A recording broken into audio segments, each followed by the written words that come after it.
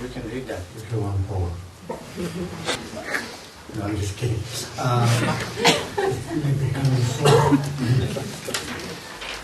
But I think, what is really important here is to have a kind, calm, and calm mind and positive thoughts, such as how can we make this experience into the path of awakening? How can we learn from this experience of death and dying a way to make it meaningful, beneficial? Instead of saying, "Oh, I don't want it." No matter how much we don't want it, it's going to be there, right?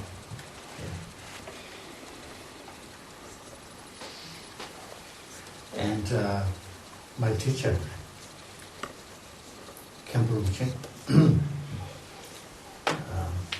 told me that we have conflicting thoughts, paradox.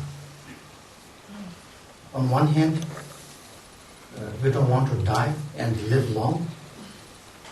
On the other hand, we don't want to get old. Right? Wanting to live long and not wanting to get old. It's a paradox. It's a conflict. He said that kind of your view or idea is already faulty. It has nothing connection with the reality. So whenever we have this thought of wanting to live forever, we should remember this. Say, do I want to accept to get old and, like a zombie? Like Keith Richards.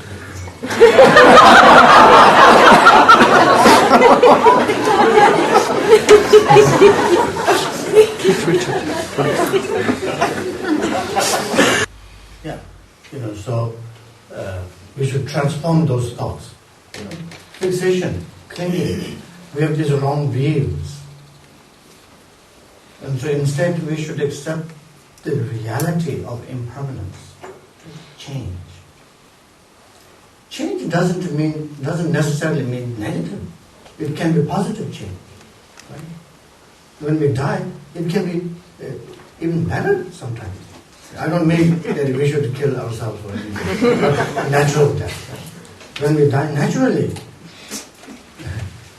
life after this, you never know, it can be better if we can deal with the process of dying properly. Right?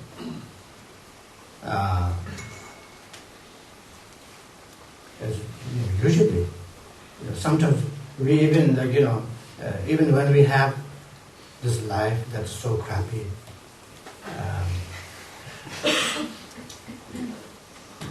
not much meaningful that we do, but still we think this is better than the next one. We still hold on to this. No? So it doesn't matter. The key point here is our attachment. Attachment to this life brings great fear of death. That's one cause. So we should work on attachment. We should let go of attachment to this life. Which is easy, right? So that's one thing. And the second thing in relation to death and dying is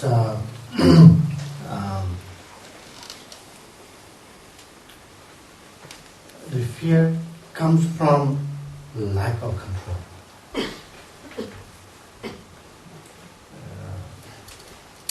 One thing that we cannot really control in our life is death. Everything else we try to control pretty well. If you have a pain, you take aspirin. Your children are crying, and you give them a new toy. We try to control everything But one thing we feel lack of control is death and dying. Right? We had a great hope in ginseng. And it didn't really work. So now we feel lack of control here. That's the second source of suffering.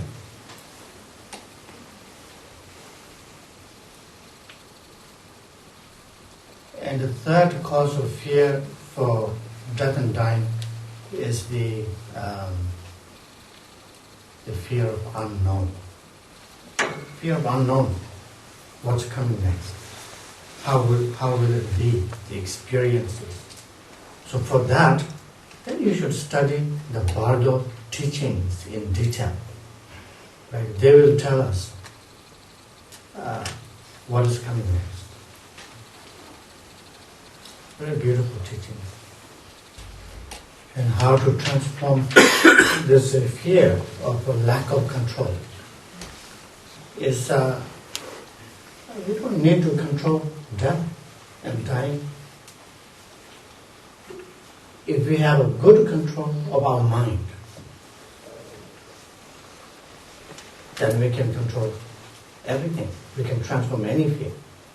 So therefore, working with our mind, with meditation, becomes an excellent practice for death and dying.